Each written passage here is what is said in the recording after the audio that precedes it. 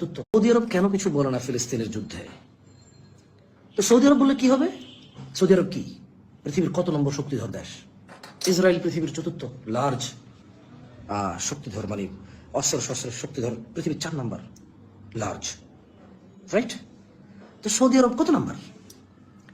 Saudi আরব যদি এখন ইসরায়েলের বিরুদ্ধে কথা বলে কি লাভ হবে? সৌদি আরব কি করতে পারবে? সৌদি আরব আল-আকসা, মানে ফিলিস্তিন কি আল-আকসা নাই? সৌদি আরবের মক্কা আর মদিনা আছে, রাইট?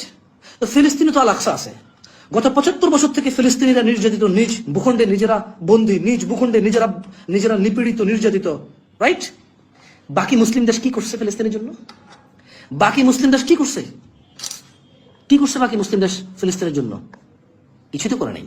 তাহলে সৌদি আরব যদি কিছু বলে এখন ইসরায়েলের সাথে লেগে যায়, বাকি মুসলিম দেশ সৌদি আরবের জন্য কি করবে?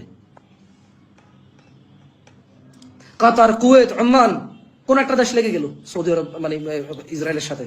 হ্যাঁ ঠিক আছে, আমেরিকা থেকে রণতরী পাঠাইছে 2টা, কারণ আমেরিকা ওনারা বলছে যে আমরা ইসরায়েলকে সঙ্গে আছি, আমরা হেল্প করবো আমাদের ফ্রেন্ডদের, রাইট? তো কি করলো? রণতরী পাঠাই দিছে। সমুদ্র পথে দ্বিতীয় রণতরী পাঠাই দিছে। ওরা বলছে যে আমরা ইসরায়েলের সঙ্গে আছি বলে রণতরী পাঠাইছে। 75 বছর থেকে ইরান বলে কি বলে ফিলিস্তিনের সঙ্গে আছে। কোনোদিন তো এরকম কিছু দেখিনি আমরা। তুরস্ক 75 বছর থেকে বলে আমরা ফিলিস্তিনিদের সঙ্গে আছি, বলতেছে যে আমরা ফিলিস্তিনিদের সঙ্গে আছি, কিন্তু ফিলিস্তিনিরা তুরস্কে ঢুকতে পারবে না, আমরা অনুমতি দেব না।